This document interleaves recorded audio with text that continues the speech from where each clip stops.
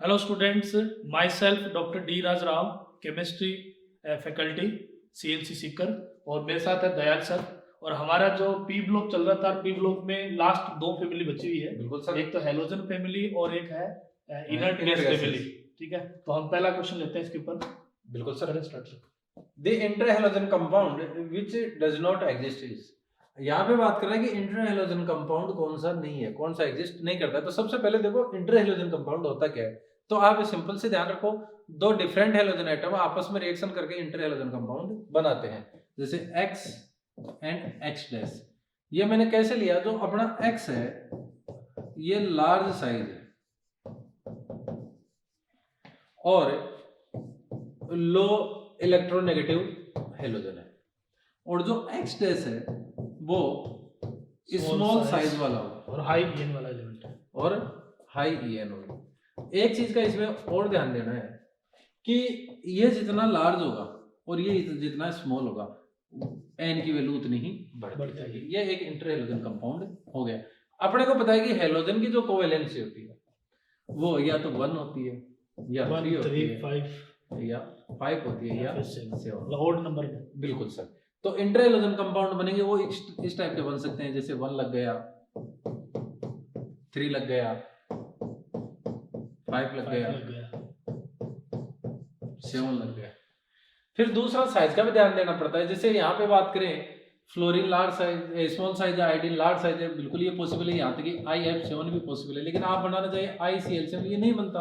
क्यों नहीं बनता? आयोडीन भी लार्ज साइज हो गया, क्लोरीन भी लार्ज साइज हो गया, तो मैंने क्या कहा, मतलब मैक्सिमम नंबर तक लेके जाना है, तो ये काम सिर्फ आयोडीन और फ्लोरीन ही कर पाएगा। बाकी ब्रोमीन की बात करें तो BrF7 नहीं बनता, वो BrF5 पे ही रुक जाएगा, क्योंकि ब्रोमीन लार्ज साइज है लेकिन कंपेरेटिवली आयोडीन से स्मॉल है, तो वो इतने अटैच नहीं कर पाता, स्टेरिक हिंडेरेंस आपका वहां पे लग जाता है।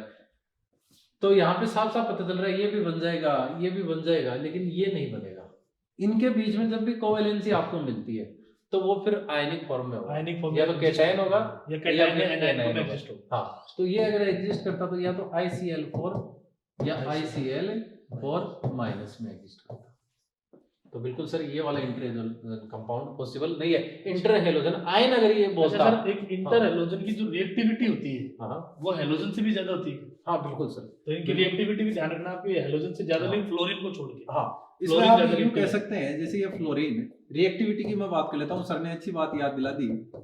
और यहाँ से सर क्वेश्चन पूछता है रिएक्टिविटी सबसे ज्यादा फ्लोरीन की होगी, फिर इंटरहैलोजन कंपाउंड की होगी, और सबसे कम होगी डाइहैलोजन, जिसमें डाइहैलोजन में कौन होगा, Cl2 होगा, Br2 होगा और I2 होगा।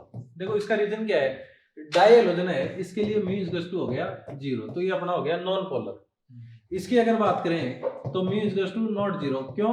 मैंने पहले ही बोल दिया कि दोनों का इलेक्ट्रोनेगेटिविटी डिफरेंस है, दोनों डिफरेंट हैलोजन है, तो μ नॉट 0, तो ये क्या हो गया, पोलर, तो इसकी रिएक्टिविटी ज्यादा होगी। अब कहने को तो ये भी नॉन पोलर है, तो नॉन पोलर के हिसाब से तो कम हो जाना चाहिए, लेकिन आपको पता है कि फ्लोरीन में आउटर सेल में 3 लोन पेयर है, 6 इलेक्ट्रॉन है, क्योंकि एक तो बॉन्डिंग कर चुका है। तो स्मॉल साइज की वजह से ये लोन पेयर इसके पास होने से क्या करेंगे, इंटर इलेक्ट्रॉनिक रिपल्सन बहुत ज्यादा हो गया, तो ये बॉन्ड इजी गोइंग ब्रेक हो जाएगा, तो बॉन्ड डिसोसिएशन एनर्जी कम है और हाई इलेक्ट्रोनेगेटिविटी है। इसी वजह से तो फ्लोरीन को अपन सुपर हैलोजन बोलते हैं, क्योंकि इसकी रिएक्टिविटी सबसे ज्यादा होती है। तो बिल्कुल ये सीक्वेंस रहेगा, ये रिएक्टिविटी का सीक्वेंस है जी सर। तो अपना इसमें आंसर तो 4th आ गया था। नेक्स्ट क्वेश्चन पे अपन चलते हैं। देखिए सर, इधर इनकरेक्ट ऑर्डर पूछ रहा है आपको, बिल्कुल आप गलत पूछ रहा है, ठीक है। तो देखिए एसिडिक स्ट्रेंथ पूछ रहा है HF HCl HBr HI, तो ये आपके पास क्या हाइड्रो एसिड आ रहा है, और हाइड्रो एसिड में यहाँ देखिए आपके पास साइज जो है ना आयोडीन का क्या बड़ा है, तो यानी इसकी एसिडिक स्ट्रेंथ क्या होगी, आपकी ज्यादा होगी। यानी ये H और I का जो बॉन्ड है ना, एक तो हमारे पास H और F का बॉन्ड है और एक और H और I का बॉन्ड है, तो ये हमारा बॉन्ड क्या स्ट्रॉन्ग होता है, ये स्ट्रॉन्गेस्ट बॉन्ड है, और ये वाला वीकेस्ट बॉन्ड है। वीकेस्ट बॉन्ड होगा इसका मतलब आयोडीन का साइज बड़ा और ये छोटा, तो बॉन्ड क्या होगा, वीक हो गया, जल्दी टूटेगा, और जो जल्दी H+ देगा तो वो एसिडिक स्ट्रेंथ ज्यादा देगा। तो पहला तो आपका सही है। बिल्कुल, ये चीज आपसे ऑलरेडी हम पहले डिस्कस कर चुके हैं, केमिकल बॉन्डिंग जब आई थी तो मैंने कहा था अगर किसी की थर्मल स्टेबिलिटी आपको समझनी हो तो आप 2 सीरीज बना लो। कैसे? एक तो सीरीज फर्स्ट में कौन आएंगे, having poly atomic A9 like sulphate, phosphate, phosphate, carbonate, carbonate, bicarbonate, borate, azide, superoxide, ये ज्यादा कंफ्यूज करते हैं, पेरोक्साइड, ये भी पॉलीएटॉमिक, मतलब ये मोर देन वन एटम हो और आयनिक फॉर्म में हो। तो ऐसे आयनिक कंपाउंड जो पॉलीएटॉमिक आयन रखते हैं वो सीरीज फर्स्ट वाले हैं। तो इनका जो थर्मल स्टेबिलिटी होता है वो आयनिक पोटेंशियल का इनवर्सली होता है, और आयनिक पोटेंशियल होता है वो चार्ज और साइज का रेशियो है। तो ये चार्ज और ये साइज, तो यहाँ साफ साफ पता चल रहा है थर्मल स्टेबिलिटी साइज के डायरेक्टली प्रोपोर्शनल टू है। कब? जब पॉलीएटॉमिक आयन हो। तो पॉलीएटॉमिक आयन मतलब बड़े हैं, तो ऐसे याद रख लो, बड़ा बड़े के साथ स्टेबल रहेगा, मतलब ये बड़ा है तो बड़ी साइज के साथ स्टेबल रहेगा। ये ट्रिक आपको याद रखनी। फिर दूसरे आगे अपने सीरीज सेकंड मोनोएटॉमिक वाली, बिल्कुल इसमें आगे having mono atomic A9 like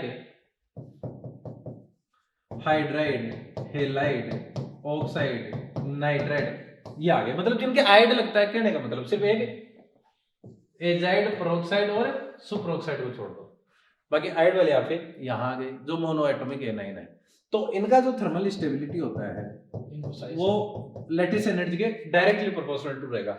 और लैटिस एनर्जी क्या होती है? चार्ज और साइज का, चार्ज अपॉन साइज। तो इसको यूं याद रख लें, छोटा छोटे के साथ स्टेबल रहेगा, क्योंकि ये जितना स्मॉल होगा उतनी थर्मल स्टेबिलिटी ज्यादा होगी। कई जगह आप ऐसा देखोगे कि थर्मल स्टेबिलिटी इनकी बॉन्ड स्ट्रेंथ से समझाई जाती है। तो बॉन्ड स्ट्रेंथ से समझा दो, थर्मल स्टेबिलिटी बॉन्ड स्ट्रेंथ के directly proportional to bond strength है, बॉन्ड लेंथ के इनवर्सली, और बॉन्ड लेंथ साइज के डायरेक्टली। मतलब बॉन्ड ऑर्डर है तो, अब एक बॉन्ड स्ट्रेंथ है और एक बॉन्ड एनर्जी है, हाँ। तो ये तीनों डायरेक्टली प्रोपोर्शनल है, बिल्कुल तीनों डायरेक्टली प्रोपोर्शनल है। तो ये चीज आपको यहाँ पे ध्यान देनी है। तो थर्मल स्टेबिलिटी यहाँ है। अपन वापस अपने सवाल के पास है, जैसा कि सर ने कहा कि ये बड़ा है तो कम स्टेबल है, सर ने सिंपल सी चीज कही, और कम स्टेबल है तो ये जल्दी से टूट जाएगा और जल्दी एच देगा, और जो एच देता है वही तो एसिड है। तो हमेशा ध्यान रखो, जब ये नॉन मेटेलिक हाइड्राइड की बात करेंगे उनका जो एसिडिक स्ट्रेंथ होगा वो इनवर्सली प्रोपोर्शनल टू होगा थर्मल स्टेबिलिटी। तो यहां से थर्मली कम स्टेबल होगा वो ज्यादा एसिडिक होगा। तो यहां से आ जाओ, अपना एक देखो इसका भी ऑर्डर दिया है थर्मल स्टेबिलिटी, तो देखो साइज बढ़ रही है। साइज बढ़ने का मतलब है ये रहा, साइज बढ़ेगी तो लैटिस एनर्जी कम, लैटिस एनर्जी कम तो थर्मल स्टेबिलिटी कम, तो थर्मल स्टेबिलिटी कम हो रही है, ये करेक्ट ऑर्डर हो गया। फिर ऊपर देखे तो एसिडिक इससे उल्टा चलता है, तो ये भी करेक्ट ऑर्डर हो गया। तो आपको यहाँ पे रॉन्ग स्टेटमेंट देखना है, तो ये करेक्ट है, ये करेक्ट है। फिर आ गया बॉइलिंग पॉइंट, तो बॉइलिंग पॉइंट ये सारे कोवेलेंट है, और कोवेलेंट का बॉइलिंग पॉइंट है वो हमेशा ध्यान रखो, आयनिक का बीपी या एमपी वो डायरेक्टली प्रोपोर्शनल टू होता है लैटिस एनर्जी के, और कोवेलेंट जो होते हैं उनका डायरेक्टली प्रोपोर्शनल टू होता है वान डेर वाल फोर्स के, और van der Waals force directly proportional to होता है मॉलिक्यूलर वेट के। तो आप यहां चलो, हाइड्रोजन सेम है, अब fluorine, chlorine, bromine and iodine. तो नीचे जाते हैं तो डाउन द ग्रुप क्या हो रहा है, मॉलिक्यूलर वेट बढ़ रहा है, मॉलिक्यूलर वेट बढ़ रहा है, इसका मतलब वान डेर वाल फोर्स बढ़ रहा है, वान डेर वाल फोर्स बढ़ रहा है। तो कोवेलेंट सॉरी कोवेलेंट का बीपी और एमपी, ये लिखा नहीं, सीवी का बीपी और एमपी बढ़ता जाएगा, तो एमपी भी बढ़ेगा। तो बिल्कुल बीपी और एमपी देखो यहाँ पे एचआई का ज्यादा होता है, यहाँ पे कम दे रहा है, देखो ये और ज्यादा होता है, ये इधर कम होते हुए दे रहा है, तो ये गलत हो गया सीक्वेंस। इसमें कैसा होता, यूं होता, यूं, लेकिन इसमें हाइड्रोजन बॉन्डिंग आ गई, और हाइड्रोजन बॉन्डिंग आने की वजह से इसका बॉइलिंग पॉइंट क्या होगा अपना, इससे ज्यादा चला, इस ग्रुप में अब नॉर्मली हाई होगा। हाँ, वो किस वजह से, ड्यू टू हाइड्रोजन बॉन्डिंग। तो करेक्ट ऑर्डर तो ये होता कि HCl का सबसे कम, उससे ज्यादा HBr, उससे ज्यादा HI, और सबसे ज्यादा H बॉन्डिंग की वजह से HF। तो अपने को करेक्ट स्टेटमेंट ढूंढना था, तो करेक्ट अपना इनकरेक्ट, तो इनकरेक्ट अपना थर्ड हो गया। लास्ट वाले के देखें, तो लास्ट वाले में मैंने पहले बता दिया कि साइज बढ़ेगी तो बॉन्ड स्ट्रेंथ कम होगी, तो बिल्कुल बॉन्ड स्ट्रेंथ कम हो रही है, तो ये भी सही है। तो काफी अच्छा क्वेश्चन था सर, इसमें कई लॉजिक आ गए, 3-4 बातें एक साथ आ गई, 3-4 बातें। थर्मल स्टेबिलिटी देख लो आप, एसिडिक स्ट्रेंथ को कोरिलेट कर लो, प्लस बॉइलिंग पॉइंट का कांसेप्ट देख लो, बिल्कुल, और साथ में आपका बॉन्ड डिसोसिएशन एनर्जी देख लो, बिल्कुल। खैर मेनली एक चीज का ध्यान रखा, बॉइलिंग पॉइंट डिपेंड करता है सिर्फ लेटिस एनर्जी पे, इधर बॉइलिंग पॉइंट सिर्फ डिपेंड करता है वंडरवाल फोर्स पे, लेकिन जो मेल्टिंग पॉइंट होता है इनके अलावा भी डिपेंड करता है पैकिंग पे। पैकिंग पर अगर पैकिंग ज्यादा हो गई ना हाँ, तो close वहाँ packing मेल्टिंग effective पॉइंट ज्यादा हो जाएगा। एफसीसी है, बीसीसी है, हाँ। क्लोज पैकिंग भी देखनी पड़ेगी। हाँ। आयनिक सॉलिड। तो मेनली बीपीएमपी के क्वेश्चन कहाँ से पूछते हैं वो एक चीज और डिस्कस कर लेते हैं। इसमें तो अपना आंसर है थर्ड हो गया इनकरेक्ट। आप हमेशा याद रखो इस चीज को, ये परमानेंटली स्टोर कर लो आप अपने माइंड में। मैं बात कर रहा हूँ 15th ग्रुप की।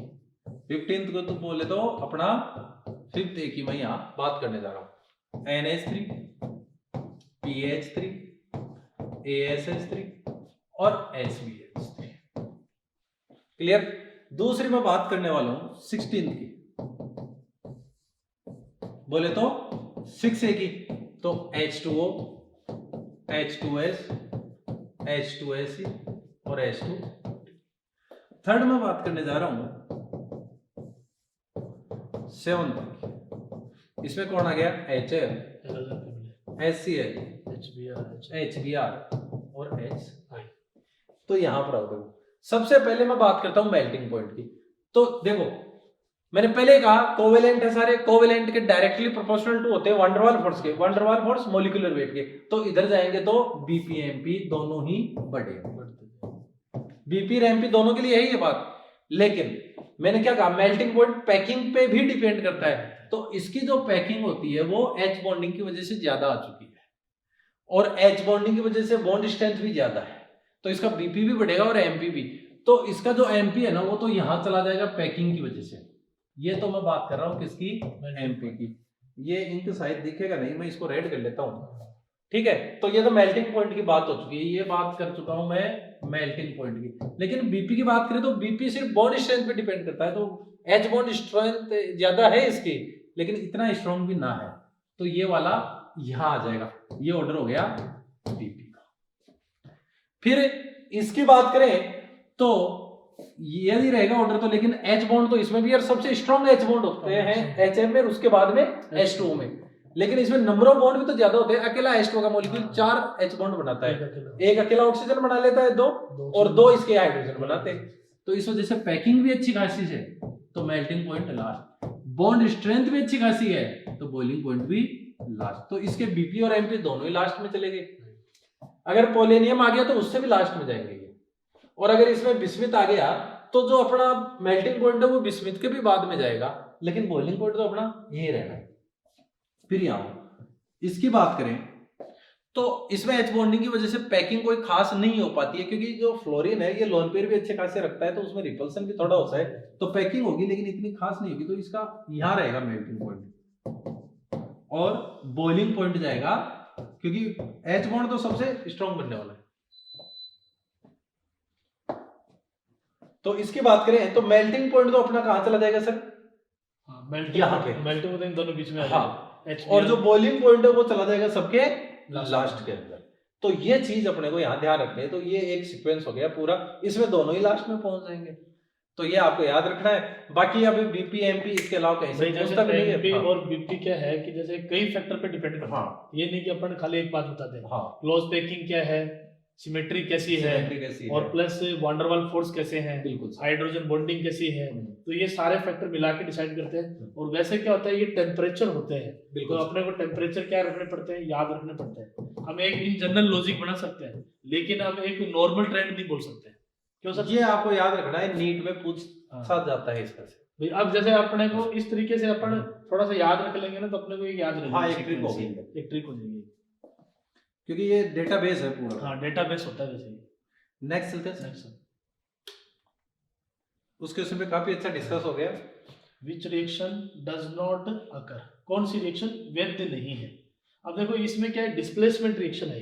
जैसे इलेक्ट्रोकेमिकल सीरीज पढ़ते हैं ना आप, जैसे अपन ये कहते हैं कि भी ऊपर वाले मेटल नीचे वाले मेटल को उसके सोल्ट से डिस्प्लेस कर सकती है। बिल्कुल, मतलब कि मोर रिएक्टिव लेस रिएक्टिव को डिस्प्लेस करेगा, चाहे वो मेटल हो चाहे नॉन मेटल हो। बस फर्क इतना सा है, अपनी जो ईसीएस है उसमें मोर रिएक्टिव मेटल्स ऊपर है, राइट, और लेस रिएक्टिव इनोट रिडक्शन पोटेंशियल का नेगेटिव ज्यादा होता है। क्योंकि जो आपकी इलेक्ट्रोकेमिकल सीरीज है उसमें एक नॉर्मल सा सेंटेंस है कि उसमें जो मेटल्स और नॉन मेटल्स हैं उनको उनकी SRP के इंक्रीजिंग ऑर्डर में रखा गया है।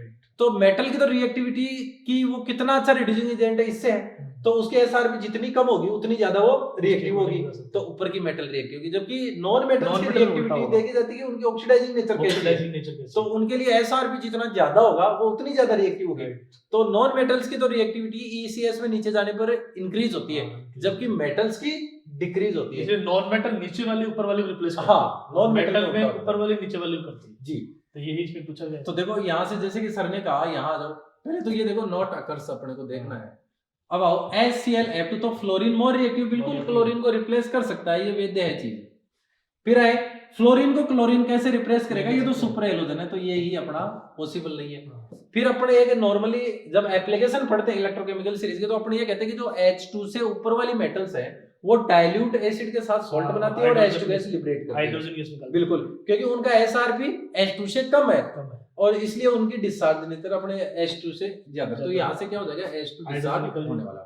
तो ये बिल्कुल ऐसा पॉसिबल है। ऐसे एल्यूमिनियम के साथ भी पॉसिबल है। एल्यूमिनियम और जिंक दोनों एम्फोटेरिक है, अगर यहाँ बेस होता ना तो भी H2 बनने वाली थी, बस इतना था यहाँ जिंकेट बनने वाले थे। जैसे यहाँ पे बन जाता सोडियम जिंकेट और इधर बन जाता सोडियम मेटा एल्यूमिनेट।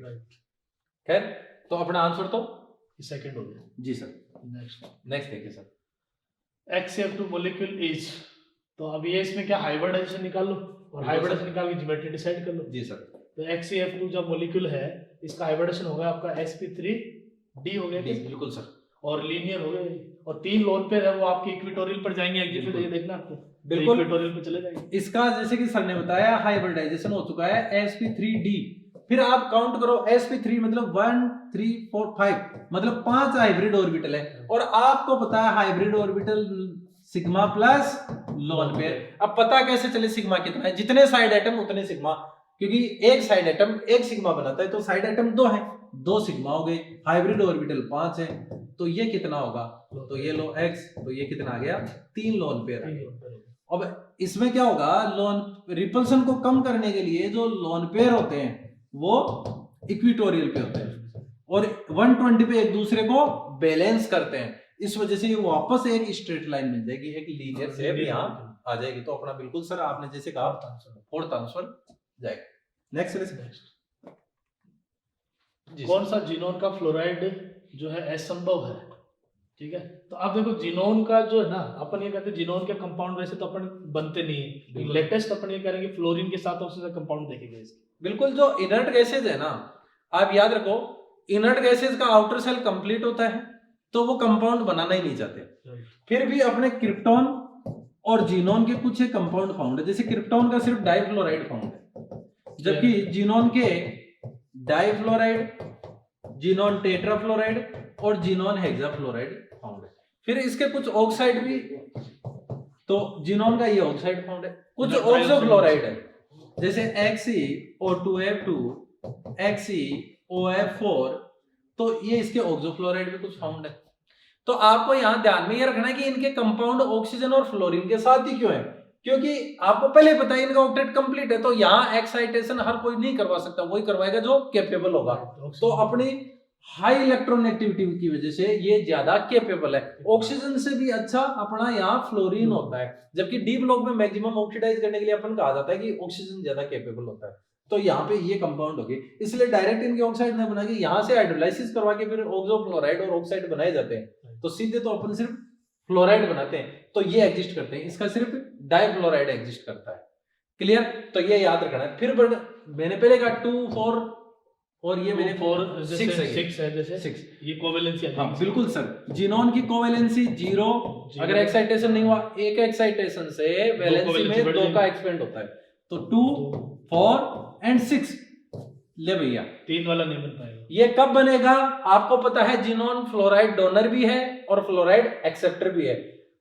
जब भी जीनोन, ये मान लो फ्लोराइड, ठीक है, टेट्राफ्लोराइड, किसी की बात करो, कोई सा भी फ्लोराइड हो सकता है जीनोन का, अगर ये 5th के साथ आता है, मतलब नॉन मेटल्स के साथ आता है, तो जब भी ये नॉन मेटल के साथ आएगा तो नॉन मेटल के साथ ये हमेशा फ्लोराइड डोनर का काम करेगा।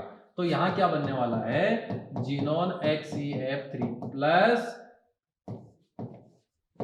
और SbF6 माइनस। लेकिन यही जब मेटल्स के साथ आता है, मेटल्स भी कौन सी, यहाँ एम सिर्फ सोडियम हो सकता है, पोटेशियम हो सकता है, रुबिडियम हो सकता है, सीजियम हो सकता है, हाईली रिएक्टिव मेटल। हाँ, लिथियम नहीं ले सकते क्योंकि लिथियम फ्लोराइड की लैटिस एनर्जी ज्यादा होने से वो ज्यादा स्टेबल है, तो वो फ्लोराइड डोनर नहीं बन पाता है। तो यहाँ पे यहाँ जब आएगा तो जिनोन मेटल के साथ आएगा तो ये फ्लोराइड एक्सेप्टर बन जाएगा, तो यहाँ बन जाएगा metal plus xenon XF minus. तो आपको पता है जिनोन जब 3 में आएगा तो प्लस की फॉर्म में आएगा या माइनस की फॉर्म में आएगा, क्योंकि जिनोन F3 बनेगा जब फ्लोराइड डोनर हो जाता है F4, या फिर जिनोन डाइफ्लोराइड फ्लोराइड एक्सेप्टर हो जाता है तो माइनस की फॉर्म में आता है। तो ऐसा जिनोन का फ्लोराइड पॉसिबल नहीं है। हाँ, ये पॉसिबल हो सकता था सिर्फ इस फॉर्म में, ये टाइन एनायन में हो सकता है। बिल्कुल सर, जैसा कि अपन इंटर हैलोजन उसके साथ बात करें उसमें। नेक्स्ट चले सर। नेक्स्ट, बिल्कुल sir, which following is not correct। बिल्कुल सर, वो नॉट करेक्ट वाला बात आ गई। अब XCO3 has 4 sigma and 4 pi bond. तो देखो जिनोन का जो है ना स्ट्रक्चर है, इसका बनाओगे ना तो ये इस तरह का स्ट्रक्चर होता है, ये एक लोन पेयर होता है इसमें। बिल्कुल, इसका ये sp3 pyramidal होता है। बिल्कुल सर। तो इसमें देखो सिग्मा तो 3 ही है आपका, 4 सिग्मा है और पाई बिल्कुल जो सर। अपन पर क्या 3 है, तो ये पहला ही गलत हो गया आपका। बिल्कुल सर, तो यहाँ पे गलत हो चुका है। नेक्स्ट देखिए सर। हाइब्रिडाइजेशन ऑफ जिनोन अपन का XCF4 का sp3d2 है। तो आप वैलेंस सेल में इलेक्ट्रॉन देख लो कितने, और 4 ये, तो स्टेरिक रूल से निकालो। अच्छा, इसमें सर नोट करेक्ट पूछा है तो ये गलत हो गया, तो आंसर तो यही हो गया, लेकिन नोट फिर भी करेक्ट देख लेते बॉडी हैं। में। तो हाइब्रिडाइजेशन ये sp3d2 ये सही है आपका। तो बिल्कुल ये करेक्ट हो गया, हाइब्रिडाइजेशन आपको निकालना आता है। ये 8 ये हो गए, 4 ये जोड़ दिए। बिल्कुल तो सर, दो इनको divide केमिकल करके- बॉन्डिंग में हाँ, पढ़ा हुआ 15 मिनट तक पढ़ाया था यहाँ। स्टेरिक रूल से अपन हाइब्रिडाइजेशन निकालते हैं। और फिर आता है वायु में उत्कृष्ट गैसों में आर्गन सबसे ज्यादा मात्रा में होती है। बिल्कुल सर, ये भी सही है। और liquid helium is used cryogenic liquid. Cryogenic liquid का मीनिंग है कि जैसे ये ठंडक देता है, ये बिल्कुल लिक्विड सर। जो है ठंडक देता है, तो इसका भी अपन यूज कर सकते हैं। और बिल्कुल ये सर्जरी के गुब्बारों में दौरान भी इसको यूज करते किया हैं। जाता है, क्रायोजेनिक, जैसे क्रायोजेनिक जो सर्जरी में सर्जरी जो क्रायोजेनिक ऑपरेटर्स होते हैं सर्जरी उनका में ट्रीटमेंट करना होता है बैक्टीरिया फ्री, तो ये अपना ये क्रायोजेनिक क्रायोजेनिक सर्जरी में मतलब जैसे आपको ब्लीडिंग जो होती है ना, हाँ, तो ब्लीडिंग उसको को जैसे रोकना है, रोकने के लिए ये तो ब्लीडिंग नहीं होती। एक हाँ। लेटेस्ट आजकल क्रायोजेनिक सर्जरी चल रही है, बिल्कुल ये तो क्रायोजेनिक ये सर्जरी, अपन काम में ले सकते हैं। बिल्कुल सर। तो अपना आंसर आंसर फर्स्ट हो गया। फर्स्ट हो गया। इन द रिएक्शन है between chlorine and hot concentrate NaOH। खैर ये दो दिए हैं तो कुछ बातें कर लेते हैं क्योंकि काफी इंपॉर्टेंट रिएक्शन अच्छा यहाँ क्वेश्चन है से ये। आते हैं। तो एक बार देख लीजिएगा, ये Cl2 है, ये NaOH, दो रिएक्शंस होती हैं, आप इसको यूं ले लो। ये Cl2 है अपना, ये रिएक्शन कर सकता है NaOH के साथ। मान लो ये NaOH आपका डाइल्यूट है और कोल्ड, तो ऐसे में डिसप्रोपोर्शनेशन होगा इसका, लेकिन ज्यादा ऑक्सीडेशन स्टेज वेरी नहीं कर पाएगी। तो एक तो बनेगा NaCl और एक बनेगा NaOCl। तो यहाँ ये प्लस में है, ये माइनस में। तो आप यहाँ पे देखो क्लोरीन 0 से माइनस में गया मतलब रिडक्शन हुआ, और 0 से प्लस में गया मतलब ऑक्सीडेशन हुआ, तो इसका डिसप्रोपोर्शनेशन रिएक्शन है। बिल्कुल सर। दूसरा मैं अगर यहाँ पे यही काम थोड़ा सा हॉट एंड कंसंट्रेट और कंसंट्रेटेड से करता है, तो हॉट कंसंट्रेटेड काफी शक्तिशाली है और भी इलेक्ट्रॉन निकाल के फेंक देगा, तो माइनस से ज्यादा तो पॉसिबल नहीं है, -1 होता है इसका। लेकिन यहाँ पे NaClO3 कई जगह इसको आपको NaOClO2 लिखा हुआ मिल जाता है, कंफ्यूज मत होना, एक ही बात है। तो ये हो गया अपना +5 में और ये -1। खैर अपने सवाल के पास चलते हैं अपने वापस। तो पहला कह रहा है कि द ऑक्सीडेशन ऑफ Cl2, तो देखो हॉट कंसंट्रेट दिया है, तो ये वाली कंडीशन +-1 और +5 में जाएगा, तो 0 से +5 में जाएगा, बिल्कुल सही बात है, और 0 to -1 में जाएगा, ये भी सही बात है। तो अपना आंसर कौन सा आ जाएगा? फर्स्ट आ गया। लेकिन आगे और देखो, डिसप्रोपोर्शनेशन हो रहा है क्या? बिल्कुल हो रहा है। तो दोनों तो मतलब बहुत करेक्ट है, बहुत करेक्ट। तो अपना आंसर हो जाएगा थर्ड। तो आप इसका आराम से स्क्रीनशॉट ले सकते हो। नेक्स्ट चलिए सर। अब देखो ये जिनोन का ये जो कंपाउंड था ना, पहला कंपाउंड था, बिल्कुल सर, जो रेड कलर का था, ये डिस्कवर्ड हुआ था। बिल्कुल अब इसमें O2PTF6, अब ये O2 को रिप्लेस करके वहां रखा गया जिनोन। बिल्कुल तो सर, इसका कारण क्या था कि आयनाइजेशन एनर्जी जो थी ना, बिल्कुल। उनकी दोनों के ऑलमोस्ट सेम पाई गई। O2 जो मॉलिक्यूल था, एटम की बात नहीं की है यहाँ, O2 मॉलिक्यूल की, मतलब MOT से देखेंगे इसकी आयनाइजेशन एनर्जी। तो O2 जो मॉलिक्यूल होता है ना, इसकी जो फर्स्ट आयनाइजेशन एनर्जी होती है वो लगभग 1175 किलो जूल पर मोल के समथिंग ये, ठीक।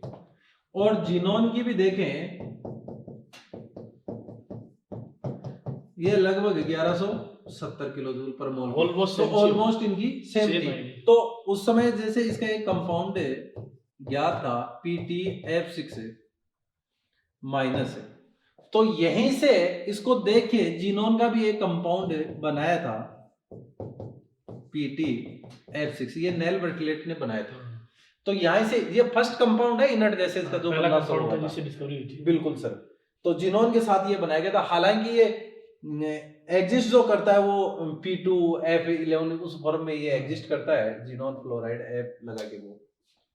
तो यहाँ पे अपन बात करें तो इसका रीजन जैसे कि सर ने बताया,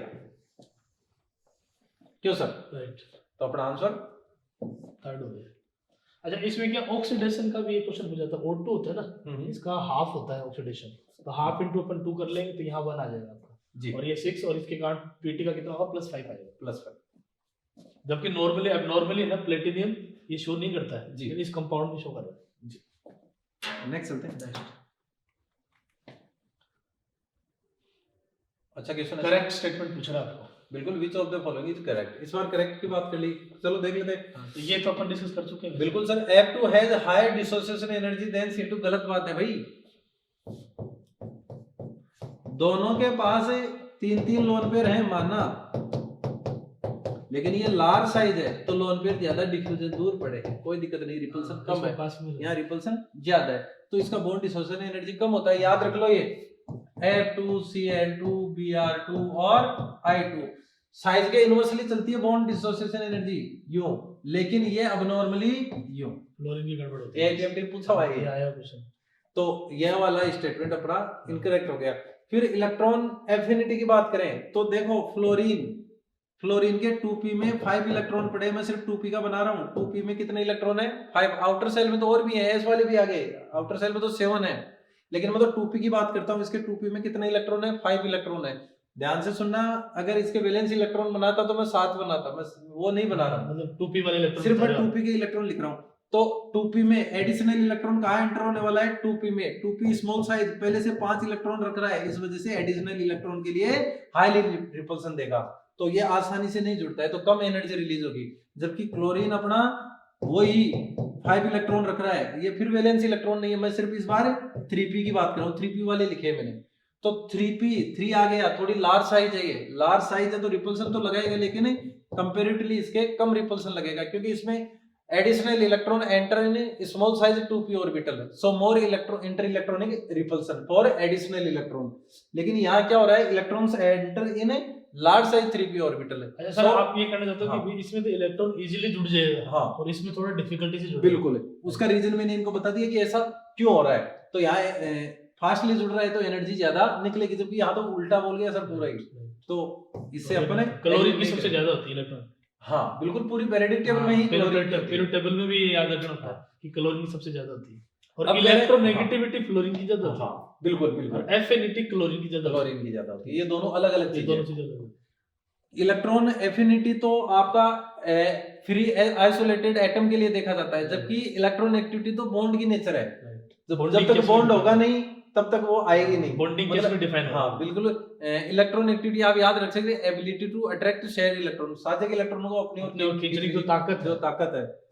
यहाँ पे देखिए सर, HCl और HF की बात करें तो अपन पहले ही कर चुके हैं ये बात, बॉन्ड की बात। बॉन्ड वीक कौन सा? इसका बॉन्ड स्ट्रांग होता है, इसका बॉन्ड वीक होता है। वीक होता है तो ये जल्दी देगा H+, तो एसिडिक ये हो गया ना, एसिड क्या है? जो जल्दी H दे, तो इसका मतलब ये भी बात सही नहीं है। बॉइलिंग पॉइंट इंक्रीज, बिल्कुल इंक्रीज होता है। हाँ, हालांकि एक्सेप्शन है कि HF हाइड्रोजन बॉन्डिंग के बाद में वो हो जाता है, लेकिन एक जनरली बात, ये तो हेलोजन की बात कर रहा है, तो जनरली हेलोजन वाटर वाल फोर्स बढ़ रहा है। हाँ बिल्कुल, हाइड्रोजन हेलोजन की बात नहीं, सिर्फ हेलोजन की ही बात की है। बिल्कुल सर ने कहा मॉलिक्यूलर वेट तो F2Cl2 Br2 और I2 तो वंडरवाल फोर्स देख लो, क्योंकि कोवेलेंट है ये सारे, तो नीचे की तरफ चलेंगे तो मॉलिक्यूलर वेट बढ़ रहा है, तो वंडरवाल फोर्स बढ़ रहा है, तो Boiling point बढ़ता बीपी है। दोनों ही बढ़ेंगे। तो ये लास्ट वाला स्टेटमेंट एक करेक्ट है सर। ये भी आपका स्टेटमेंट है, क्या पूछा आपको, करेक्ट पूछा, Correct। चौथा हो गया।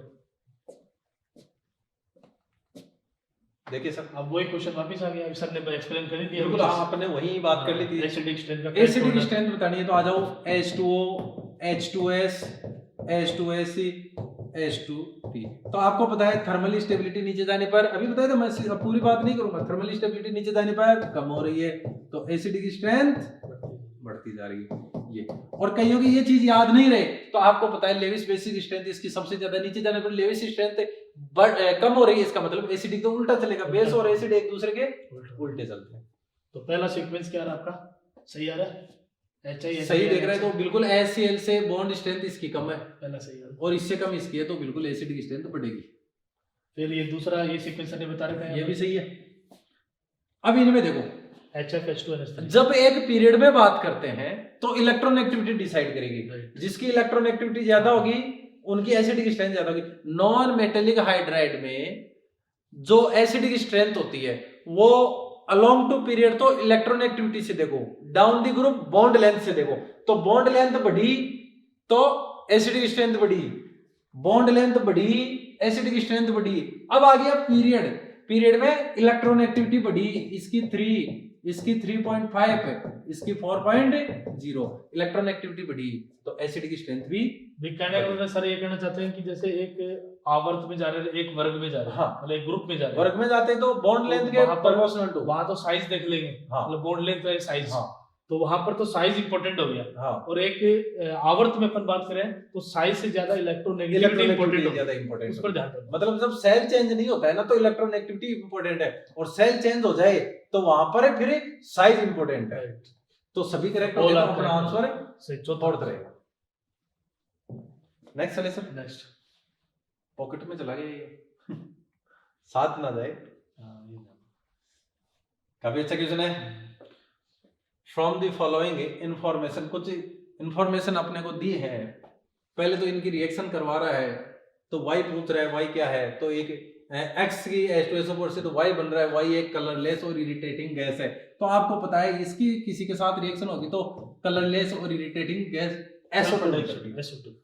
तो ये कब निकलेगी, तो इसके एक काम करें, सल्फेट के साथ रिएक्शन अपन करवा देते हैं, तो कोई भी सल्फाइड ले लिया, जैसे मान लो सोडियम सल्फाइड में यहाँ ले लेता हूँ, या जिंक सल्फाइड भी मैं यहाँ पे ले सकता हूँ, तो H2SO4 से रिएक्शन होगी, तो यहाँ पे क्या होगा, ये सल्फेट में बदल जाएगा, क्योंकि ये डिहाइड्रेजिंग एजेंट के साथ अपना ऑक्सीडाइजिंग एजेंट का भी काम करता है, तो SO2 बनेगी और H2O बनेगी, तो अपनी ये तो हो गई Y गैस, और अपना X हो गया SO3 माइनस 2, ये सल्फाइड आयन अपना X हो गया, तो अपना आंसर तो ये आ चुका है, लेकिन आगे और दे रखा है देखो, क्योंकि अगर यहां से पता नहीं चले SO2 निकल रही है, तो ये रिएक्शन बता देगी कि SO2 निकल रही है, इसकी रिएक्शन करवा दे किसके साथ, SO2 के साथ, Y के साथ रिएक्शन करवा रहा है, तो देखो क्या बनने वाला है, तो ग्रीन कलर, ग्रीन, ये जब आपका क्रोमियम +3 में जाता है तो जाएगा, और इसका मतलब ये आपका क्या है, ऑक्सीडाइजिंग एजेंट है, तो ऑक्सीडेशन कर देगा इसको, SO2 को बदल देगा सल्फेट में, या फिर 4 लगा दिया, या तो सल्फेट में बदल देगा या बदल देगा SO3 में, तो यहां जो कंपाउंड बनने वाला है वो बन जाएगा Cr2SO4, जो ग्रीन कलर का कंपाउंड है। अब इसमें ये बात होती है कि साथ में K2SO4, सर अब ये कहना चाहते हैं कि जैसे SO2 ने ये रिड्यूसिंग एजेंट का काम किया है, बिल्कुल सर, यहाँ पे ये रिड्यूसिंग एजेंट है, और अपना ये ऑक्सीडाइजिंग, तो जैसे कोई भी एलिमेंट है ना अपनी मैक्सिमम ऑक्सीडेशन स्टेट में है तो वो ऑक्सीडाइजिंग की तरह काम करेगा जी सर, और मिनिमम में है वो रिड्यूसिंग की तरह काम करेगा, हाँ। और बीच में है तो दोनों का काम, दोनों SO2 दोनों का काम कर सकता है। +6 में चला गया, इसका मतलब तो रिड्यूसिंग है, रिड्यूसिंग, और अगर +2 में या फिर 0 में या -2 में आ गया तो ये अपना फिर ऑक्सीडाइजिंग। नेक्स्ट चले सर,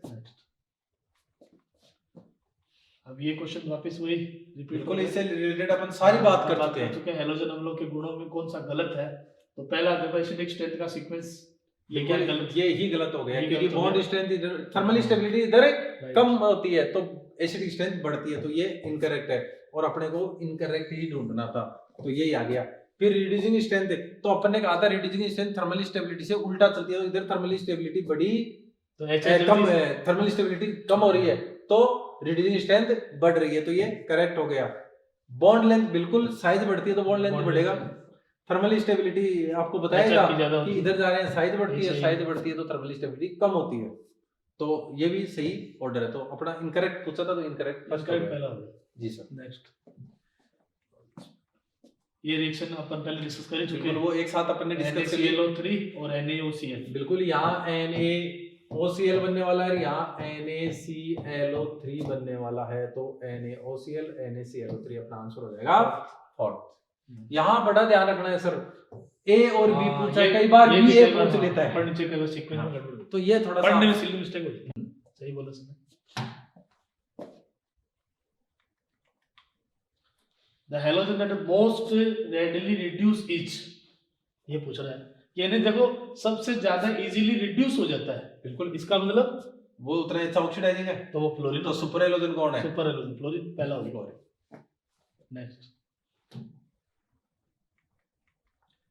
क्लोरीन के निर्माण के लिए डेकन प्रोटोकॉल में कैटलिस्ट पूछ रहा है, तो ये कैटलिस्ट आपको क्या करना पड़ता है, याद रखना पड़ेगा। ये तो CuCl2 होता है, तो ये बिल्कुल डेकन मेथड अपन पहले क्लोरीन फॉर्मेशन होता है। हाँ।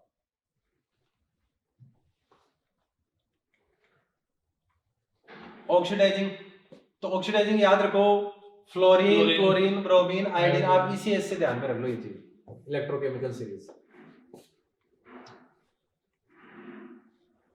The acid employed for the etching of glass। बिल्कुल, ये सर अपन पहले बात कर चुके हैं, 13-14 फैमिली पढ़ा रहे थे। आपको पता है ग्लास क्या होता है, Na2SiO3, HF आता है तो Na बन जाता है, SiF6-2, तो ये वाटर सोल्यूबल ही होता है। और ग्लास के ऊपर लिखाई करनी हो, डिजाइन बनाने हो, तो सारे इसी से किए उसी को इचिंग बोलते हैं। तो जैसे मान लो कोई ग्लास है और उसके ऊपर अपन क्या करते हैं, वो वैक्स डाल करके एक पर्टिकुलर शेप बनाते हैं। ये भी अपन ने वही बात की थी, concentrate HCl plus concentrate HNO3, एक भाग HCl, 3 भाग HNO3। कंफ्यूज हो जाते हैं, तो 1 से 1 ले लिया, 3 से 3 ले लिया, 1:3। नेक्स्ट चलिए सर, तो HF आंसर हो गया। बॉइलिंग पॉइंट पाउडर, ये भी बात अपन ने बिल्कुल, वो एक साथ ही अपन ने कर ली थी। बॉइलिंग पॉइंट HF का ज्यादा होगा सबसे ज्यादा, फिर HI आएगा। एस यहाँ पे अपने क्या होता है, पहले हाइड्रोजन बॉन्डिंग आएगी। बिल्कुल सर, तो अपना ऑर्डर यहाँ पे ये रहा, HF का सबसे ज्यादा हो गया, फिर HI, फिर HBr, HCl, वो मैंने लिखवा दिया था एक साथ, तो पहला ही हो गया। पॉलीहैलाइड जो कौन सा है जो अपने पास ज्ञात नहीं है, देखो इसको ध्यान रखो, ये पॉसिबल नहीं है। उसका रीजन मैं बता देता हूँ आपको। इनमें देखो, अगर इस फॉर्म में आते तो इनका हाइब्रिडाइजेशन हो जाएगा आपका sp3d, और यहाँ पे देखो कैसे होता है, ये क्लोरीन जैसे, फिर इसके 3 लोन पेयर हो गए, फिर एक क्लोरीन ये हो गया, तो देखो अब देखो इसके पास 7 थे, तो 3 तो लोन पेयर में आ गए, 6 एक से कोवेलेंट, तो अब इसके पास जो वेकेंट डी है ना, उसमें ये आके अपना लोन पेयर देता है, और इसके पास वेकेंट डी होता ही नहीं है, इसलिए F3 माइनस पॉसिबल नहीं। काफी अच्छा क्वेश्चन है सर, बहुत अच्छा क्वेश्चन। ये पीएमडी पूछा भाई, वैकेंट ऑर्बिटल का लॉजिक सर ने बताया। हाँ, तो बहुत अच्छा लॉजिक है, ध्यान रखना आपको। Electron affinity of noble gas, देखो इलेक्ट्रॉन एफिनिटी का मीनिंग तो सर अपन जानते हैं कि इलेक्ट्रॉन लेने की टेंडेंसी। हाँ। ये तो स्टेबल होते हैं, रिलेटिव दूसरी नहीं होती। इनमें बस ये ध्यान रखना है, एफिनिटी पूछे तो 0 और इलेक्ट्रॉन गेन एंथैल्पी पूछे तो पॉजिटिव, तब पॉजिटिव, ये बड़ा लोचा है, एंडोथर्मिक प्रोसेस होगा। हाँ, तो इसमें तो बोलना है कि 0 है, एच अपने को देखना पड़ेगा। हाँ, अगर आपको ये पूछता है तो 0 है, लेकिन डेल्टा EGH मतलब इलेक्ट्रॉन गेन एंथैल्पी, तो वो अपन बोलेंगे पॉजिटिव। मतलब इलेक्ट्रॉन गेन करने की टेंडेंसी इनकी क्या है जी, है ना, और एक एफिनिटी क्या है, तो एफिनिटी 0 मानी जाएंगे, delta electron gain enthalpy positive है, मतलब एंडोथर्मिक होगा। बिल्कुल। Which of following is planar? बिल्कुल सर, ये तो हाइब्रिडाइजेशन का क्वेश्चन है। जैसे ये sp3d2 हो गया, D2 हो गया, तो ये लो जीनोन साहब, ये फ्लोरीन फ्लोरीन फ्लोरीन और ये फ्लोरीन, और ये लोन पेयर आ गया, और एक ये लोन पेयर आ गया। लोन पेयर एक दूसरे को 180 पे बैलेंस कर गए, इसलिए एक ही प्लेन में रह गए चारों फ्लोरीन, तो ये प्लेन हो जाएगी। इसकी देखें तो ये तो पॉसिबल ही ना है, और फिर भी अगर बनाते हो तो sp3 है और टेट्राहेड्रल बनेगा तो फिर आ गया हो ये, तो यहाँ पे आपको पता है sp3d2 आ गया, तो यहाँ पे डबल बॉन्ड से जैसे ऑक्सीजन आई तो स्क्वायर पिरामिडल हो गया ये, तो ये लोन पेयर इसको थोड़ा दबा भी देता है, तो प्लेनर तो कुछ बचता ही नहीं इसमें। फिर इसकी बात करें तो sp3d हाइब्रिडाइजेशन है, तो xenon double bond O F अब आप हो गए इसे कैसे, तो हाई इलेक्ट्रोनेगेटिव एटम में एक्सियल पोजीशन पे जुड़ते हैं, तो ये लोन पेयर आ गया। तो आपको पता है के शेप, जिसको सीसा शेप या हिंदी में कहे तो डेकुली शेप या इसको पाई शेप इसको बोलते हैं, काफी नाम है सबसे ज्यादा, जैसे डिस्टोर्टेड टेट्राहेड्रल इसको काफी ज्यादा नाम है इसके, पाई है, डेकुली। हाँ, तो अपना यहाँ पे प्लेनर कौन सा हो गया, फर्स्ट। जी सर, बिल्कुल सर। हाइपो जो है यूज होता है फोटोग्राफी में, बिल्कुल सर, वो अपने पास अपने बोल सकते हैं कि ये जो क्या होता है कि एक तो होता है आपका Na2S2O3, हाँ बिल्कुल सर, और साथ में उसमें AgBr मिला देते हैं, बिल्कुल, तो वो एक वाटर सोल्यूबल कॉम्प्लेक्स बना लेते हैं। बिल्कुल, जैसे कि सर कह रहे हैं AgBr हो गया, Na2S2O3 हो गया, तो हाइपो सॉल्यूशन में क्या होगा, ये Ag के साथ कॉम्प्लेक्स बना लेगा H2O3 2। अब आपको पता है ये तो +1 में होता है, तो वो बैलेंसिंग करके देख लेना, Na3 आ जाएगा, साथ में NaBr, ये वाटर सोल्यूबल एक कॉम्प्लेक्स हो गया। मतलब कि जो फिल्म होती है नेगेटिव जिसको आप बोलते हो, वहां पे इमेज को फिक्सेशन करने के लिए, नेगेटिव को पॉजिटिव में कन्वर्ट करना, हाँ, स्थिर करने के लिए, फिक्स करने के लिए, इमेज को स्थिर करने के लिए अपने को जरूरत पड़ती है। Convert undecomposed AgBr in the soluble complex, ये रहा। बिल्कुल, ये इसको अनडिकम्पोज तो इसलिए कहा जाता है क्योंकि कोऑर्डिनेट्स में जो आता है वो टूटता नहीं है, और वाटर सोल्यूबल कॉम्प्लेक्स ये होता है। तो अपना आंसर हो गया। नेक्स्ट सॉल्यूशन, कौन सा जिनोन का यौगिक जो है I3 के समान लोन पेयर रखता है? अभी सर Cl3 की बनाई थी अपन ने, लोन पेयर अपन ने कहा, वैसे ही I3 का हो जाएगा, I1 2 3 लोन पेयर हो गए, फिर इधर आयोडीन और इधर I-। अब सेंट्रल एटम के पूछता है तो 3 है, अगर पूरे मॉलिक्यूल के पूछता है 3 तो ये हो गए। इसके बाद में यहां पर आओ, इसने एक लोन पेयर तो इधर की तरफ दे दिया, फिर भी इसके पास 3 तो बच गए, क्योंकि नेगेटिव से एक और लिया, क्योंकि 7 थे इसके पास, एक नेगेटिव मतलब 8 थे, 8 में से 2 दे चुका है, 6 इलेक्ट्रॉन है, 6/2, तो 3 लोन पेयर इसके पास है, 3 इसके पास है, 9 हो गए, 9 हो गए, ठीक है। लेकिन यहाँ पे सेंटर एटम से ही कंपेयर आपका यहाँ पे करवा रहा है।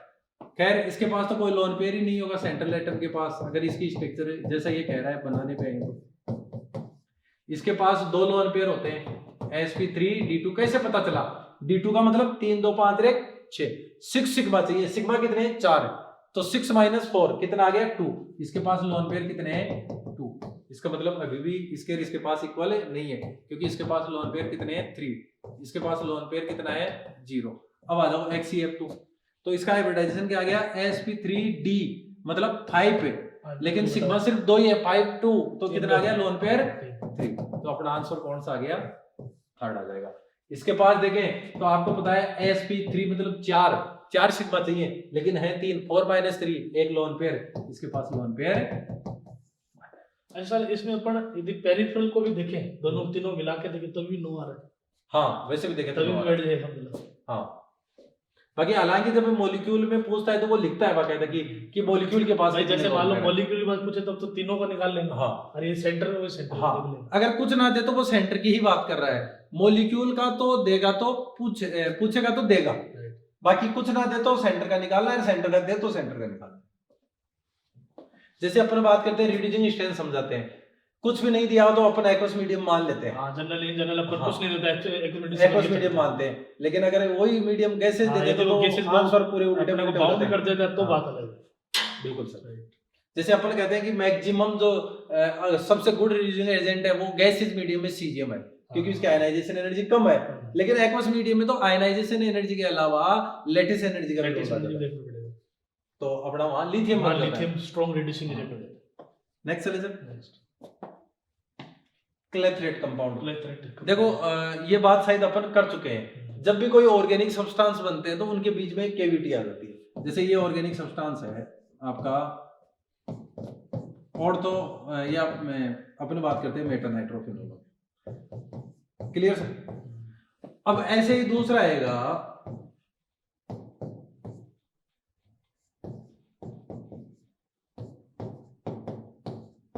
Intermolecular H bonding. तो यहाँ पे क्या हो गया, एच बॉन्डिंग हो चुकी है, इंटरमोलिकुलर एच बॉन्डिंग हो चुकी है। तो यहाँ पे एक चीज देखो आप, बीच में एक केविटी बन गई, और लेकिन इस केविटी देखो, एक तो होते हैं इंटरस्टेशियल कंपाउंड और एक होते हैं क्लेथरेट कंपाउंड। क्या फर्क है, जब किसी मेटल की पैकिंग होती है जनरली डी ब्लॉक की, तो पैकिंग के बाद में बीच में कुछ वॉइड्स स्पेस बच जाते हैं, उन स्पेस में छोटे जो नॉन मेटल एटम है स्मॉल साइज वाले, जैसे हाइड्रोजन हो गया, बोरोन हो गया, कार्बन हो गया, सॉलिड स्टेट में वॉइड भी पड़ते हैं, trigonal void, tetrahedral void, octahedral void. उन वॉइड्स में क्या होता है कि ये जैसे छोटे एटम आकर के फंस जाते हैं, तो उनको इंटरस्टेशियल कंपाउंड कहते हैं। इस वजह से जो मेटल होती है वो केमिकली इनर्ट हो जाती है, तो उसका कोरिजन नहीं होता है। तो अपन जनरली जब मेटल की प्रॉपर्टी इंप्रूव हो जाती है, हाँ, तो व्यवहारिक जीवन में नॉर्मली प्योर मेटल काम में नहीं लेके उसका इंटरस्टेशियल कंपाउंड काम में लेते हैं, क्योंकि एक तो मेल्टिंग, जैसे टंगस्टन है तो इंटरस्टेशियल फॉर्म में इसको काम में लेंगे क्योंकि इसका मेल्टिंग पॉइंट बढ़ जाएगा। क्लियर। दूसरी चीज, ये डिकम्पोज नहीं होगा, हार्ड हो जाएगा।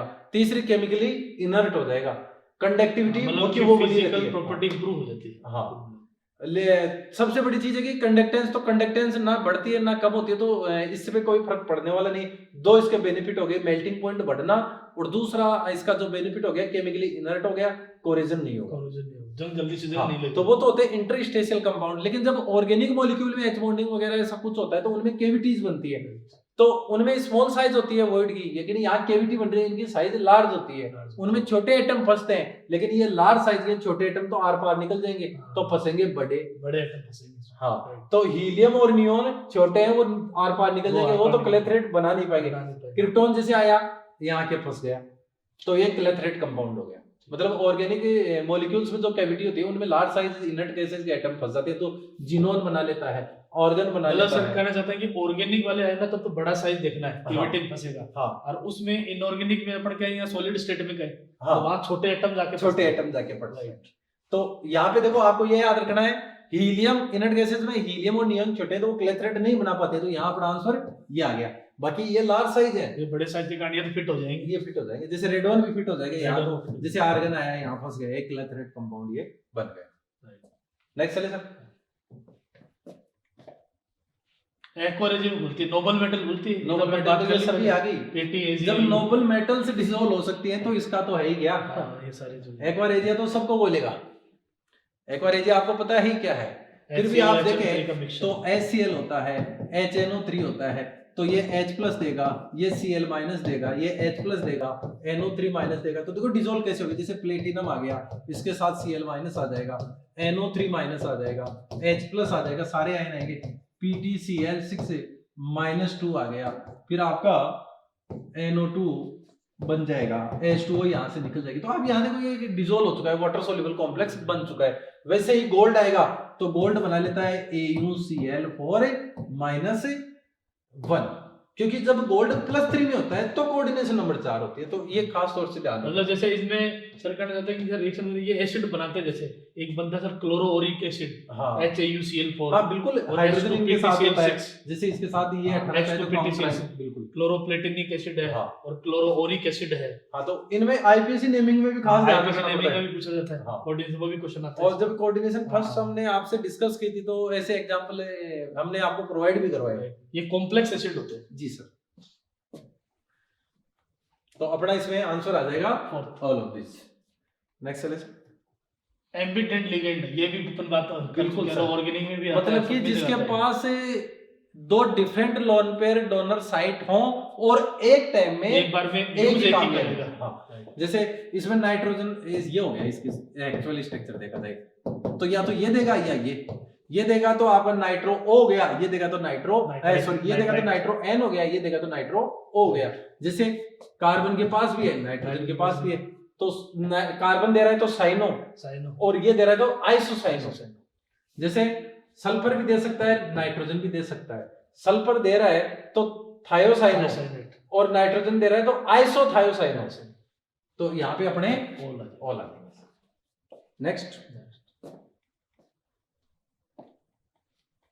होम सिग्नल पूछ रहा है आपको, बिल्कुल ये एप्लीकेशन बेस्ड क्वेश्चन है, याद रखना है, तो ये काम में आएगा। इसका रीजन क्या है आपको बताया, जब इसको एक्चुअली होता क्या है कि जैसे अपन पानी में शिप है, कोई फंस गया किसी रीजन की वजह से, अब वहां आपको सिग्नल भेजना है, हेल्प चाहिए होती है, तो चलो वायरलेस से आपने बुला तो लिया, लेकिन आप किस लोकेशन पे हो वो कैसे ट्रेस हो, तो उसके लिए होम सिग्नल काम में लिए जाते हैं। मतलब कि जैसे मूवी वगैरह में देखा होगा कि एक स्मोक सा निकलता है पानी में कुछ फेंकते ही, तो ये होते हैं, इनको जैसे पानी में फेंकेंगे, मतलब आर्मी भी यूज करते थे। हाँ, जैसे इसको पानी में फेंका कैल्शियम, तो HOH मिलेगा, इनका हाइड्रोलाइसिस हो जाएगा, तो ये कैल्शियम हाइड्रोक्साइड बनाएगा, साथ में इथाइन यहाँ पे बनने वाली है, तो ये भी आपकी कैसी होती है, पानी में जाते कैच फायर, आग पकड़ लेती है ये मोर रिएक्टिव होने से। इसी प्रकार ये भी PH3 बनाएगा, तो ये भी जाते पानी में आग पकड़ने लगती है, तो वहां पे खूब ज्यादा स्मोक वहां पे बनने वाला है, तो पता चल जाता है। तो इसको मतलब सर इसको जहाज में रखते हैं, हाँ, और जैसे कोई खतरा होगा तो इसको पानी में फेंक देंगे, जैसे वो कोई एक ऐसे पाइप सी होती है, ये उसको खोल के और फिर उसी को पानी में थ्रो कर देते हैं, तो इससे एक बढ़िया इंडिकेशन मिल जाता है जी, ताकि शत्रु से बचा जा सकते हैं। हाँ, तभी जब भी हेल्प एनिमी का एक इंडिकेशन है। जैसे अपन टाइटेनियम का कोलाइडल सॉल्यूशन बना करके किसी के ओट में, वो कहते हैं ना स्मोक ग्रेनेड, आजकल के छोरे PUBG खेलते हैं, उनको पता है स्मोक ग्रेनेड क्या होता है। The active constitute of bleaching powder is, आपको पता है ब्लीचिंग पाउडर में जो हाइपोक्लोराइड फॉर्म होती है, जिसमें क्लोरीन प्लस फॉर्म में होता है ना, जहां पे क्लोरीन +1 में आ गया वो एज ए ब्लीचिंग एजेंट काम कर सकता है। तो एक्टिव कॉम्प्लेक्स में देखो क्या होता है, लिखने को तो अपन यू लिखते हैं इसको, लेकिन इसको एक्चुअल क्या होता है, कैल्शियम OCl है, और ये आपका Cl, हालांकि ऐसा बनाना गलत होता है क्योंकि ये इसके साथ आयनिक बॉन्ड होता है, तो ऐसे जुड़ता नहीं है, लेकिन समझने के लिए मैंने इसको ऐसा बना दिया। ये +2 में है, ये -2 में है, -1 में है, ये -2 में है, ये +1 में है। दोनों क्लोरीन को पूछा था ऑक्सीडेशन नंबर, हाँ, एक का प्लस और एक का माइनस है, एवरेज 0। तो इसकी वजह से इधर एक प्लस है, इधर एक माइनस है, फिर इसकी तरह एक प्लस और एक माइनस, वैसे यहाँ एक माइनस और एक प्लस, तो ये वाला एक्टिव कंपोनेंट है। तो इसको अगर बनाना चाहे तो अपन यू बनाएंगे, क्यों सर, क्योंकि ये डायरेक्ट जुड़ा है और ये ऑक्सीजन के साथ जुड़ा है। तो इसमें क्या है कि जैसे ब्लीचिंग पाउडर अपन बनाते हैं ना, तो इन जनरल जैसे सर ने बताया ये चीज, तो अपन क्या करते हैं कि ब्लीचिंग पाउडर बनाने का जो मेथड भी पढ़ते हैं, कि अपन क्या करते हैं, कैल्शियम हाइड्रोक्साइड लेते हैं, बिल्कुल सर, इसको लाइमस्टोन बोलते हैं, बिल्कुल सर, ठीक है। अब उसमें क्लोरीन गैस पास करते हैं अपन, कैल्शियम हाइड्रोक्साइड, वो स्लैग लाइम, स्लैग लाइम, इसमें अपन कैल्शियम हाइड्रोक्साइड में और Cl2 गैस पास करते हैं, ये एक्वस होता है, बिल्कुल। अब इसमें ये जब रिएक्शन कराते हैं ना, तो अपने पास क्या बनता है, एक तो CaCl2 बनता है और एक बनता है CaOCl। अब ये जो अपन लिखते हैं ना CaOCl2, बिल्कुल। अब इनको अपन दोनों मिला के जब सिंपलेस्ट फॉर्म लिखते हैं ना, हाँ, तो ये बन जाता है, तो लिखने में ऐसे लिखा जाता है, लिखने लेकिन में एक्चुअली ऐसे लिखा इसका जाता है। सही कंपोजिशन ये हो गया। तो रियल में ये दोनों का मिक्सचर जो होता है वो ब्लीचिंग पाउडर होता है। बिल्कुल सर। एक चीज और आपको यहां से सर ने बता ही दिया, ये तो मैं बात करता हूं, ये आपका लाइमस्टोन है, इसको गर्म कर दिया तो ये बर्नेट लाइम है, इसमें पानी मिला दिया कैल्शियम हाइड्रोक्साइड, सॉलिड रहा तो स्लैग लाइम है, बुझा हुआ चूना, और पानी मिला दिया तो एक्वस में आ गया, एक्वस में आने के बाद में ये लाइम वाटर है, चूने का पानी, लाइम वाटर बोलेंगे। हाँ, और तो इसको पानी में मिलाना वही व्हाइट वॉश होता है, इसको व्हाइट वॉश बोलते हैं, कि जैसे इसको पानी में मिलाएंगे तो ये दूध या कलर, एक क्विक लाइम हो गया ये, हाँ, बिना बुझा चुना, हाँ, बुझा हुआ चुना, हाँ, तो ये क्विक लाइम हो गया, ये स्लैग लाइम हो गया, ये लाइम वाटर हो गया, और ये अपना लाइम। सर आपने इसको बिना बुझा चुना कहा और मतलब हाँ, पानी डाल के बुझा दिया, बुझा दिया मैंने, इसलिए बुझा हुआ हो गया, तो बुझा हुआ हो गया। तो नेक्स्ट नेक्स्ट एक ऐसे ही याद आ जाए तो मिल्क ऑफ मैग्नीशिया, जिसको मैग्नीशिया का दूध भी कहा जाता है, एंटासिड के तौर पर एंटासिड में काम आता में आता है। एक ऐसे लिथियम वाटर होता है, लिथियम हाइड्रोक्साइड को लिथियम वाटर, ये तो काफी मेडिकल में बहुत यूज करते हैं, मैग्नीशियम जैसे एसिडिटी वगैरह होती है ना, तो इसके वो आता है, सिरप आता है, क्या मैग्नीशियम हाइड्रोक्साइड। ये है ऑक्सी एसिड, ऑक्सी एसिड है, चाहे L2R जाए, ऑक्सी एसिड जाए डाउन दी ग्रुप जाए, इलेक्ट्रोनेगेटिविटी से देखो, तो इनकी जो एसिडिक स्ट्रेंथ होती है, किनकी, ऑक्सी एसिड होता क्या है, सेंट्रल एटम से कम डबल बॉन्ड के साथ एक ऑक्सीजन हो और कम से कम एक OH हो, बाकी कितने होते हैं वो बाद की बात है, लेकिन इतने तो होने ही चाहिए, वो ऑक्सा एसिड है। तो ऑक्सा एसिड की जो एसिडिक स्ट्रेंथ होती है वो डायरेक्टली प्रोपोर्शनल टू होता है इलेक्ट्रोनेगेटिविटी, तो चाहे ग्रुप में हो और चाहे वो अलोंग टू पीरियड हो या डाउन दी ग्रुप हो, और अगर सेंट्रल एटम सेम है, बदल ही नहीं रहा है, तो पॉजिटिव ऑक्सीडेशन स्टेट देख लें।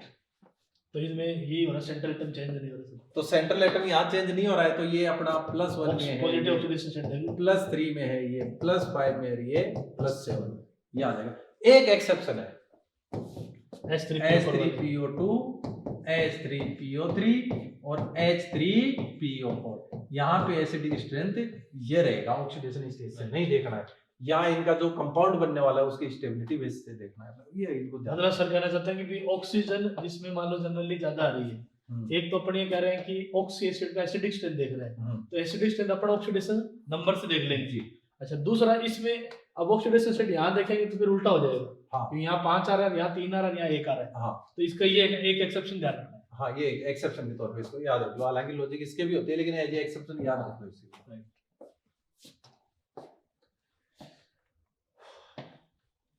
SO2 कैन रिड्यूस, SO2 किसको रिड्यूस कर सकता है?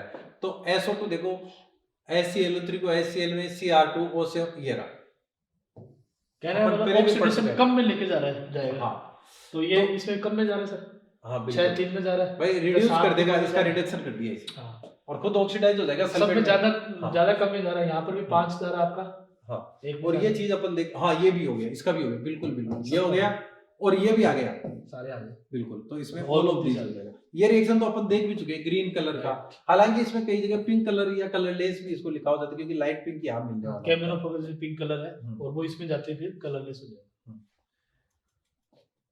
नहीं, केमेनोफोर पर्पल कलर, और इसके लिए कई जगह पिंक लिख दिया जाता है, लेकिन ये एक्चुअली वैसे कलरलेस होता है। तो ये बातें हो गई।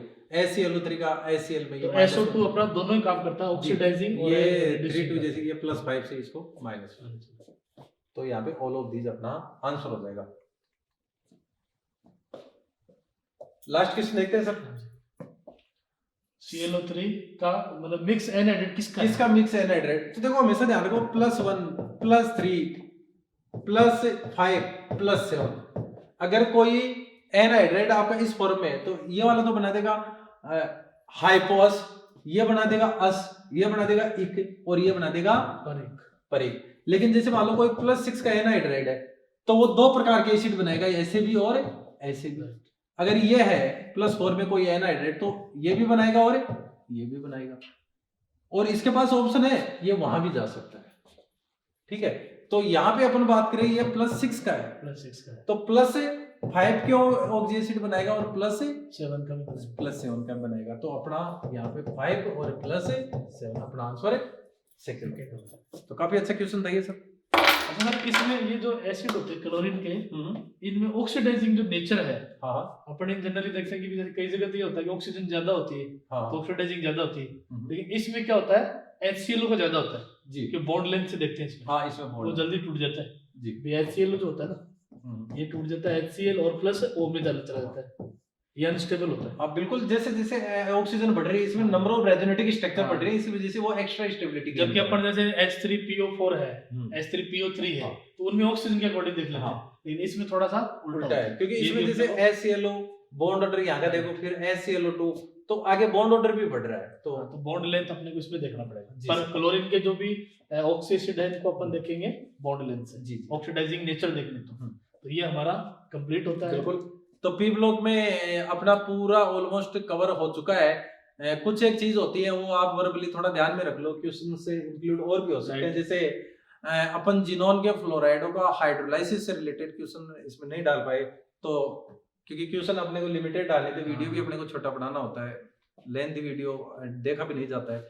तो अपने एक तो ये ध्यान रखो, जैसे जिनोन डाइफ्लोराइड, जिनोन टेट्राफ्लोराइड, इनका अगर कंप्लीट हाइड्रोलाइसिस करोगे तो यहाँ पर एक रेडॉक्स रिएक्शन होने वाली है, और अगर जिनोन डाइफ्लोराइड टेट्राफ्लोराइड का पार्शियल हाइड्रोलाइसिस करोगे तो कोई रेडॉक्स रिएक्शन नहीं है। ऐसे ही जिनोन हेक्साफ्लोराइड का चाहे कंप्लीट करो चाहे पार्शियल हाइड्रोलाइसिस करो, वहां पर कोई रेडॉक्स रिएक्शन नहीं है। दूसरी चीज, जब भी HOH के साथ रिएक्शन होती है, तो एक तो फ्लोरीन और एक जिनोन का डाइफ्लोराइड और एक जिनोन का टेट्राफ्लोराइड, ये H2O से O2 निकाल सकते हैं। बाकी किसी कंपाउंड में, एलिमेंट में इतनी हिम्मत नहीं कि H2O से O2 निकाल ले। ये अपन ने हाइड्रोलाइसिस वाला पार्ट छोड़ा। तो आपको ये याद रखना है, एक तो फ्लोरीन, एक जिनोन डाइफ्लोराइड और एक जिनोन टेट्राफ्लोराइड, ये पानी से भी O2 निकाल सकते हैं, Right. बाकी और कोई कंपाउंड ऐसा नहीं कर सकता। मतलब फ्लोरीन तो है बहुत ही स्ट्रॉन्ग ऑक्सीडाइजिंग हाँ, एजेंट है, तो वो तो वाटर को भी नहीं छोड़ेगा, हाँ मतलब उसकी ऑक्सीजन तोड़ेगा। निकाल ही देगा, ये तोड़ेगा Right, उसको। तोड़ेगा उसको। तो ये हमने नेक्स्ट देखो सर ने बताया कि हमने कवर करने की कोशिश की। अब अगला जो हमारा डी हो रहा है ब्लॉक में हम हाँ देखते हैं। बिल्कुल। Okay student, thank you. Okay thank you.